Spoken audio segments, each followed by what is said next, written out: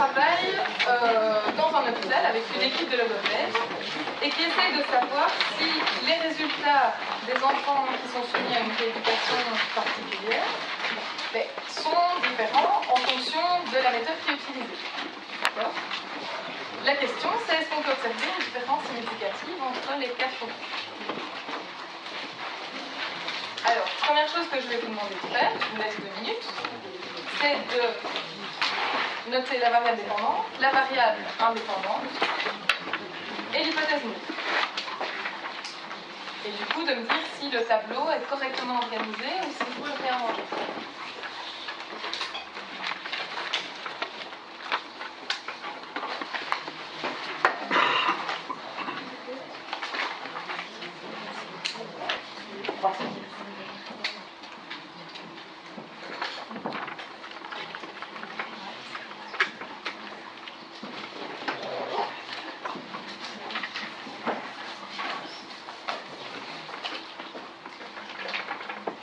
Alors, est-ce que quelqu'un a la variable dépendante ?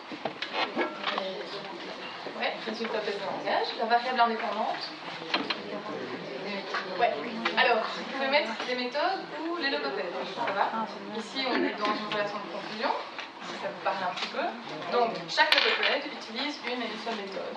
Donc, vous pouvez mettre que la variable indépendante est le logopède ou la méthode. D'accord ? Ce qui intéresse principalement le gars, là, ça a l'air d'être la méthode, pas le pédagogue qui l'utilise. Donc, c'est peut-être plus intéressant de mettre la méthode, mais c'est pas obligatoire du tout. Combien y a-t-il de niveaux dans cette variable indépendante ? 4. Ok. Du coup, est-ce que quand on voit le tableau, on se dit qu'on est plus ou moins bien parti ? Oui. Effectivement, on a une colonne pour chacune des méthodes qui contient un certain nombre de données. Ça va ? Vous voyez qu'ici, on se retrouve dans un tableau où les effectifs de colonnes sont différents. Ça va ? Vous avez le droit de le faire parce qu'on est dans des échantillons indépendants. Ok ? Alors, quelle serait l'hypothèse nulle ? Il n'y a pas de différence. La méthode n'a pas d'influence sur les scores au test. Exactement. Donc, la méthode de rééducation, ou les méthodes de rééducation, n'a pas d'influence sur les résultats au test de langage. Ça va pour ça ? Est-ce que quelqu'un a été complètement perdu à ce stade-ci ? Non ? Ok. Non, mais pardon, je dis juste que la... En fait, c'est quand même biaisé cette expérience avec les plans animateurs, non ? Oui, tout à fait.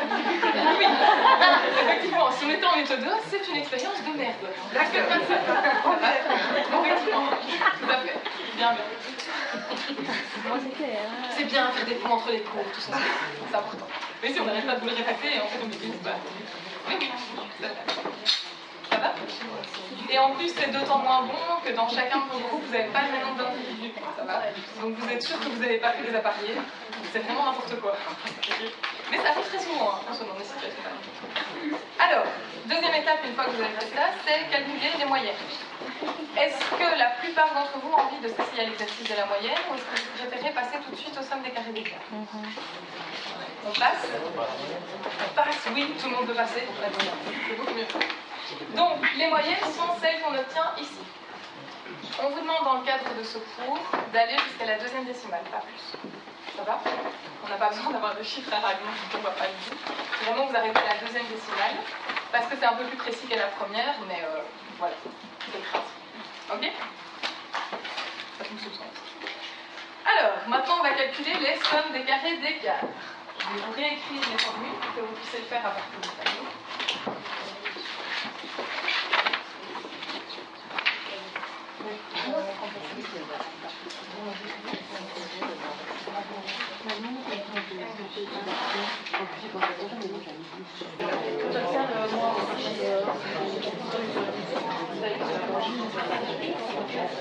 Si vous voyez dans vos réponses que vous n'arrivez pas à la même chose que nous pour une question de décimale, c'est tout à fait possible, ça va. Si vous avez calculé chaque fois colonne par colonne, vous avez un peu morcelé vos calculs, c'est possible qu'avec les arrondis successifs, vous n'arrivez pas à la même chose. On en tient compte dans l'examen, ça va. On n'attend pas exactement la même réponse que ce qu'on a sorti. On sait qu'il y a des arrondis, qu'il y a des gens qui travaillent quand même avec 3 décimales pour être sûr, on vous connaît, ça va.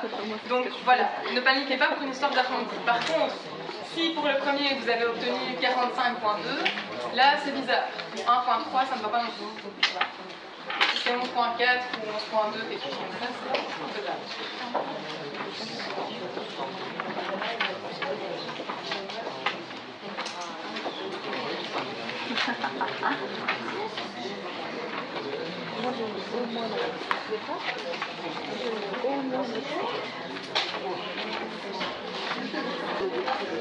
Alors, je vous affiche la somme des carrés des cartes totales. Voilà. Qui est l'addition des deux. Est-ce que tout le monde arrive à des résultats dans ce jeu-là? Oui. Donc c'est effectivement fastidieux, mais si vous avez compris le principe, c'est parfait. C'est juste à calculer à la fin de l'exercice. Ça va? Alors, si on passe à la suite, donc, après les sommes des carrés d'écart, c'est les estimations de variance, c'est-à-dire le calcul des degrés de liberté et puis des carrés moyens. Ça va? Degré de liberté, je vais juste vous demander de remplacer les différents éléments par des chiffres. Donc, degré de liberté inter, ce sera 4 moins 1, parfait. Intra, 18 moins 4. Et total, magnifique, 18 moins 1. Ça va pour tout le monde? Les codes N, Q, tout ça? Donc, effectivement, on arrive à ces nombres-là. Les carrés moyens, souvenez-vous que c'est le plus simple à calculer au final. Vous reprenez la somme des carrés d'écart que vous mettez sur le degré de liberté correspondant. Et même chose pour l'intra. Ça va? Donc, ici, comme ce n'est pas une technique particulière, je vous les affiche aussi. Est-ce que les personnes qui avaient fait l'exercice arrivaient à ça? Qui étaient arrivées à ce niveau-là? Oui? On est bon? Personne n'est noyé? C'est bon. Le 11,35, c'est la somme des carrés d'écart inter. Donc la toute première somme des carrés d'écart qu'on a calculée. Ça va? Une fois qu'on a ça, on calcule F. Le F, rappelez-moi ce que c'est.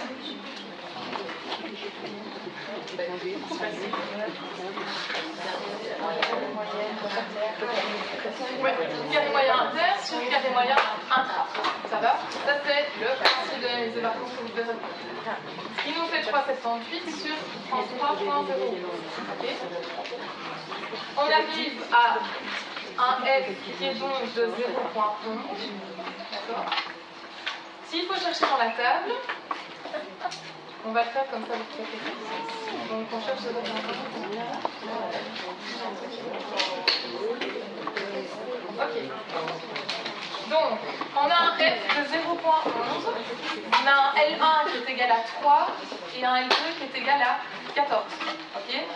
Donc comment est-ce que je vais chercher ma donnée dans le tableau? Je vais faire des signes, tout ça. Qu'est-ce que je fais en premier? Ouais, le L1. Donc je cherche dans un bol 3 en entrée de colonne. Effectivement, tu te positionnes sur la ligne des colonnes. Mais c'est l'entrée de colonne qu'on cherche, ça va? Donc je vais chercher 3. Je descends jusqu'à la rangée 14 et j'arrive à 3,34. Absolument. Pour ceux qui ont une très bonne vision, qui n'est pas en PDF. Hop. Ok. Donc, je 3,14. Ok. Donc, au final, on voit que ce F, c'est 3,14 à 0,05. Qu'est-ce que je peux conclure à partir de ça et quelles sont les étapes? Donc, souvenez-vous que mon F calculé, c'est 3,11. Donc, le F de la table, c'est 3,14 ou 34. Donc, c'est non significatif, effectivement. Le F qu'on a calculé est plus petit que celui de la table. Donc c'est non significatif. Du coup, qu'est-ce qu'on fait de l'hypothèse nulle? On l'accepte. On accepte l'hypothèse nulle. Qu'est-ce que vous pouvez conclure? Il n'y a pas d'effet. Donc il n'y a pas de différence entre les groupes. Ce qui signifie, dans le contexte qu'on avait, on se posait la question de l'influence des méthodes sur les résultats. Il n'y a pas de langage. Est-ce qu'il y a un effet ou est-ce qu'il n'y a pas d'effet? Il n'y a pas d'effet.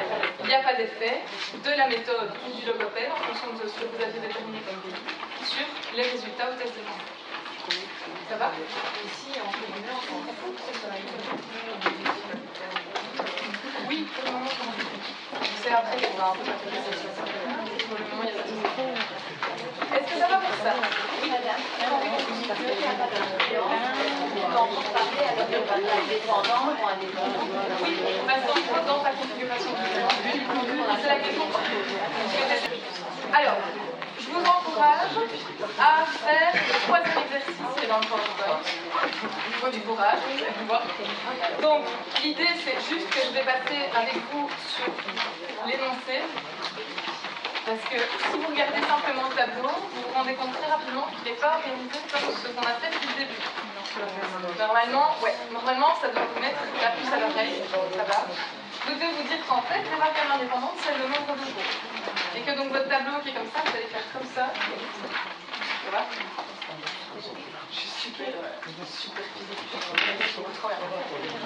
Donc, vous allez vous retrouver à un tableau qui n'a pas 1, 2, 3, 4, 5, 6, 7 colonnes bizarres, mais qui a 3 colonnes.